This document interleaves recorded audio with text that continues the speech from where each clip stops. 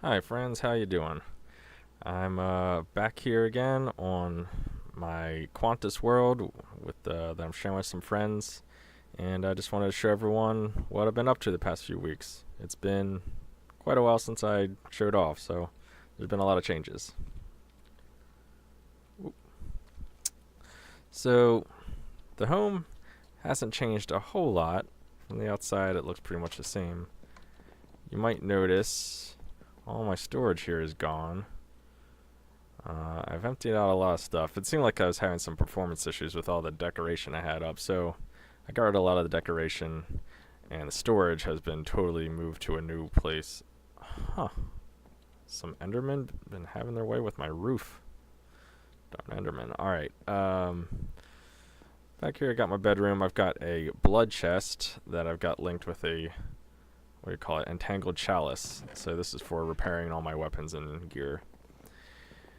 Down the basement is going to be some of the first major changes. So I moved all my main storage out of my main house.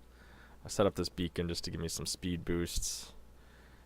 And down here I've opened up a really big lab area where I can just kind of mess around with whatever. And I've got my storage.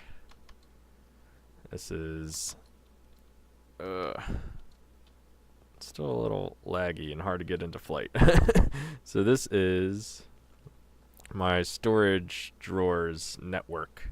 This is all connected in one network. There's some trim underneath there. It's connecting everything. And I've got all my metals and compacting drawers in the middle here. And then I've got stuff somewhat logically laid out. Trees and plants here, mob drops, nether stuff. I've still got a ton of just unused storage. Most of my stuff is in these storage drawers. I have a few odds and ends in various chests otherwhere for specific things. For instance, some Steve's carts and woot work I'll do over here in my little workshop area. So I've got stuff related to that there, and some tools hanging up there. So over here I've got my woot spawner altar going on here. I've got a witch spawner going on. I had a mass upgrade here, and I accidentally deleted it when I tried to pick it up. I broke it. It fell onto the conveyor belt. This conveyor belt was one closer and went right into the trash before I could pick it up. So, ugh. And I have not been able to create another Fortune 1 enchant book. I've gone through 4 stacks of books. I just kind of got tired of doing it. So anyway, I'm getting lots of redstone, glowstone from my witch farm there. Sorry, it's a little choppy. Redstone 156 stacks, glowstone 196 stacks. So I've got a lot. And with the redstone, I'm using the Tome of Alkahestry to duplicate things. And you don't get a great reward on or return on everything, but it's pretty easy, especially since I've essentially got infinite redstone there. It's just over time I can make any kind of resources that I might need, basically by converting. What this does is takes redstone. This charge is the amount of redstone you have stored in it, and it duplicates by a number, for a cost of redstone. For instance, this would cost 4 redstone to make 32 cobblestone. You get one and put in one, get 33 out. And of course, more rare materials cost more. But it makes things simple. Like you can even do nether stars, but that costs a lot. So that's a neat little thing I've been doing to get some resources instead of the regular farming means.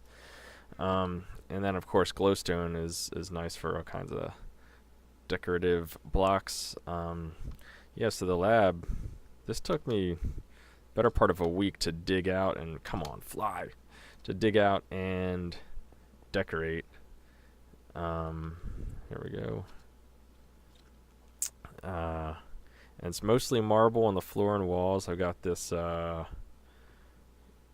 psi block here, dark psi metal flow plate around the sides. Those in addition to being a cool animated thing, actually give off light, so that's really awesome. I like the kind of like hex pattern roof. That's just a factory block from Chisel. And then I've got laboratory blocks on the upper part of the walls here, and those are also from Chisel. And I've got some blaze lanterns from Quark down the middle here just to make a nice lit up path. So down here I've got a little sort of like a prison for all these villagers. I just keep them here for trading, mostly the immersive engineering. So in this Quantus world, we're unlocking new mods as we progress through the game here, and every few weeks or so we unlock a new stage. We're on the 4th stage here, and we most recently got things like immersive engineering and Woot. Immersive engineering is our first jump into RF production, power production. So that's the only thing we've got so far to do that, and I've got that powering this Woot altar. This is only tier 2. I have it built out to tier 4 if I need it, but I only need tier 2 for now. It costs more RF as you go up. I built myself my own ender portal here, an end portal. I don't really have anything done in the end. I just kind of explored and found some end cities and stuff. Got a Steve's Carts production thing there, and I have a couple of those things set up I can show you. I think I showed off a lot of my Britannia stuff last time, but that's still here. My path down to the Guardian arena, I haven't really been using that much since I got all the relics. This I just recently built a little bamboo farm. It's part vanilla, mostly vanilla, and just some decoration from other mods. It's got slime blocks connected to pistons that are pushing off the bamboo every 2 minutes. I was going to, over here, have a little teleportation hub set up. I've got this teleposer from Blood Magic, and I plan to set up like a whole network of them so I could get all over the place in between dimensions, and they sometimes work and sometimes they crash the server, so I pretty much gave up on that idea because I was tired of crashing the server, and I'm not the admin, so I can't even restart it at a moment's notice or anything, and it's just a pain in the butt for everyone else. So my Blood Magic altar out this way, I finished the design that I had. Golly, it's choppy. Get loaded. I finished the design that I had initially planned through my forest of undead trees. I've got my Blood Magic altar with a sort of pentacle design from the sky. I've got the circle of lava and a star made out of what is supposed to look like chains. It's sort of chain-ish. We'll fly up and get a better look. It's a Tyrian block from Chisel, and looking close, it kind of has a chain sort of texture to it, and I also built them in chain block sort of pattern, and all the way from the top you get a nice sort of good blood magic, or should I say evil blood magic aesthetic, which was pretty cool, pretty fun, I thought.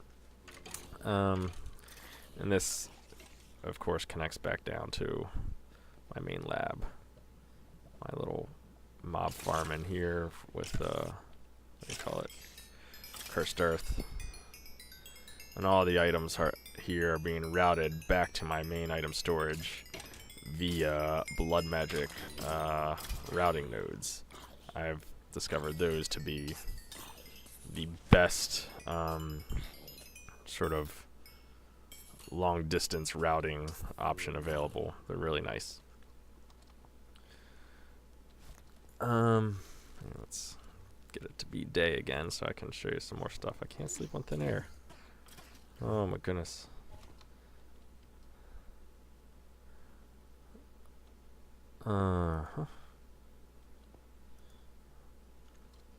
So that's most of my first big project since last time was the lab. And I had built a lot of immersive engineering stuff down there initially just to kind of get my machines set up and tested and figure out how everything works. But ultimately, I wanted to put all that stuff in a nice themed factory style building. So, it was Christmas. Over here we have the factory. Dun, dun, dun, dun. This was my next big project. Kind of got a nice classic factory look to it. I don't know what you call that roof, but you see it on all kinds of factories, right? With the smokestacks and everything. So in here we have all our main immersive engineering equipment. Ooh. It's really choppy, but it seems worse since I'm running the recording software. In here I've got metal and ore production. There's a crusher over here behind all this scaffolding.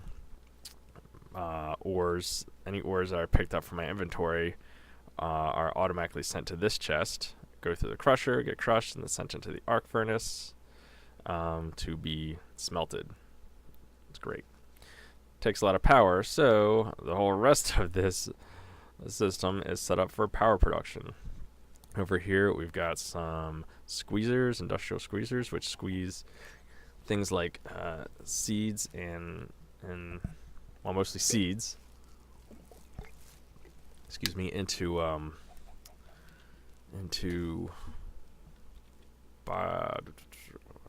can't remember what the name of everything is, plant oil. And then I've got the fermenters over here, which take things like potatoes and ferment them into ethanol.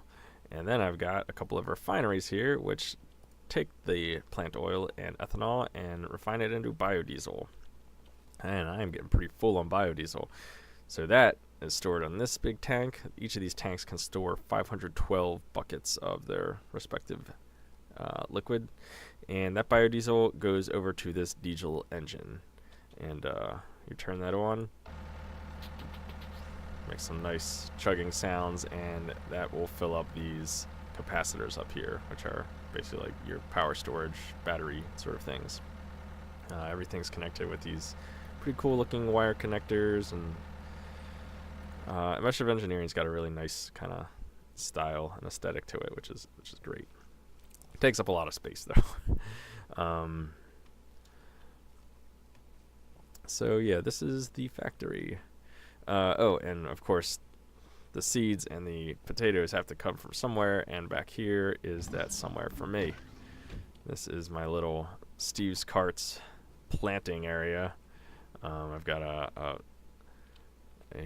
farming area. I've got a farming cart there that's going around the track, and we'll farm up hemp seeds and hemp and drop it off here. It gets carted or conveyed into the factory there and sorted to the proper machines. Got potatoes and hemp, and yeah, does its thing pretty good. You can see all my biodiesel is filled up, and really I've got some passive generation going on downstairs here. These are, what are these? Thermoelectric generators, which generate based on a difference in temperature. In this case, I've got uranium and packed ice. And they don't give you a ton, but you basically set it up once and it's set it and forget it. So these are all connected into that same set of capacitors upstairs. And that gives me enough to run my Woot factory and, get a little extra so I don't have to run that diesel generator at all times. And I've just got some other stuff I'm messing around with down here. This is an assembler. You can set it to autocraft certain things. Right now I've just got it making treated wood with the creosote oil that you get from creating coal coke, which is necessary for creating steel, which was necessary for creating most of these machines. Now, the diesel generator I really only run when I want to power my excavator, which is way down the road here. You can see I've got some high voltage power lines set up. Whew. And there's a floating island. I can't remember if I had that done last time. I don't think so, actually. Anyway, below my floating island is my excavator, which is another really cool endgame block or machine from, come on, just fly away, from Immersive Engineering. And I learned after I set it up that it will only mine particular things and particular chunks based on core samples. So there's a core sample machine you can use in each chunk to figure out what kind of things it can pick up. And right now I've got this excavator set to mine, I think, copper with a pretty good chance. I think it's like 25% chance for gold and maybe 5 chance for nickel. And it's got a pretty nice animation. You can see this looks like it's picking up a lot of gold there. And everything it picks up, there's some nickel, or no, that's copper. The green is copper. Everything it picks up goes up this conveyor belt up to this little cargo manager, which is a Steve's Carts thing. Much like the farming system I had set up, I've got a track that runs from here all the way back to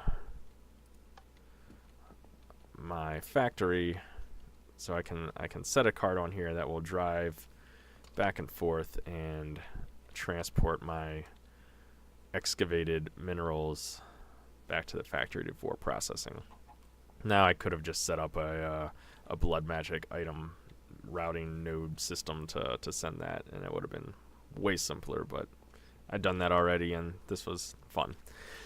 So the floating island, this was a Britannia thing. I had some fun setting it up, but I never really had a good use for it besides just doing it.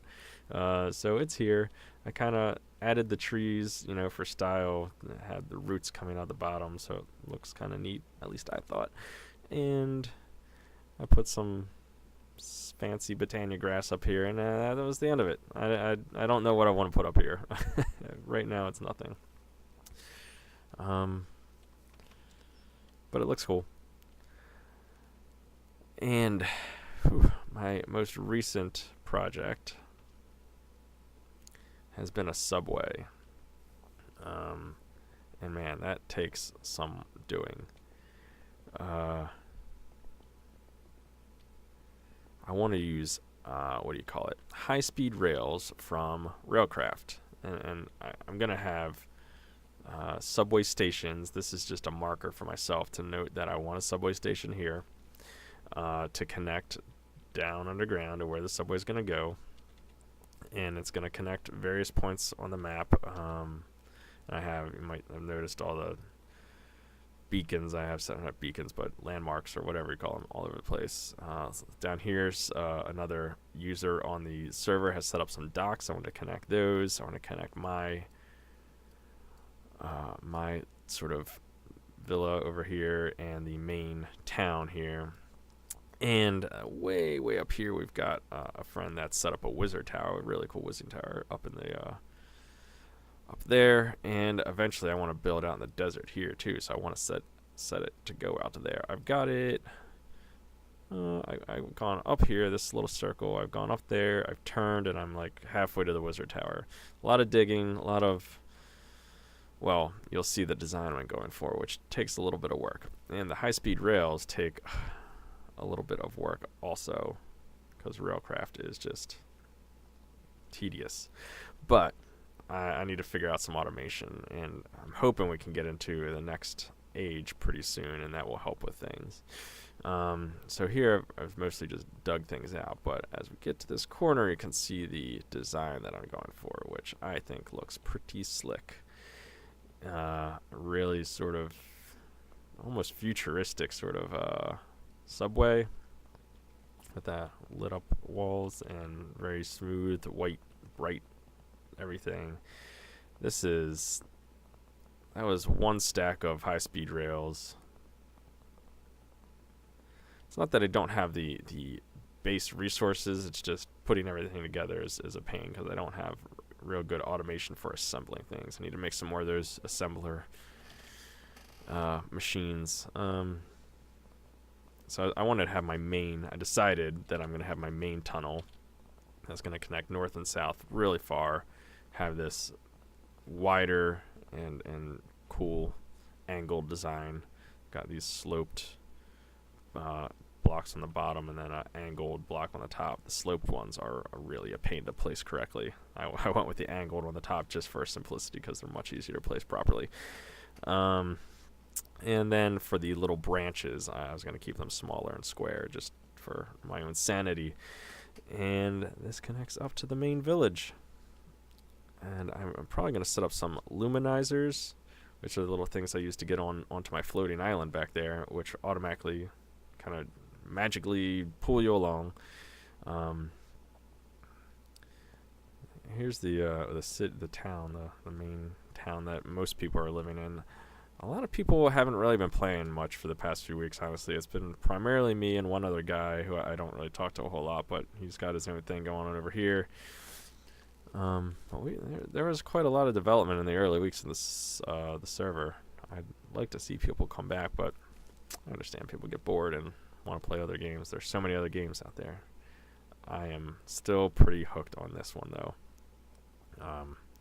You can see everyone kind of jumped in the immersive engineering with some windmills and everything going on here. I haven't really looked around here lately. Oh, look, there's the one other guy. But yeah, pretty busy little town here. It's cool. I really like this inn up on the hill here. My contribution to the town was primarily this wall surrounding the entire perimeter, and I still never finished it. I got it started here, got a nice gatehouse going, and I finished the entire skeleton of it, but I need to fill in sort of the design here. You can see the wall is just empty. But I do have the whole top filled, and you can walk across the whole thing. I need to expand or sort of improve some of the aesthetics of it. But it's there. It's a wall. Anyway, that's a quick little server tour, primarily focused on my stuff. And that's it. Thanks for watching.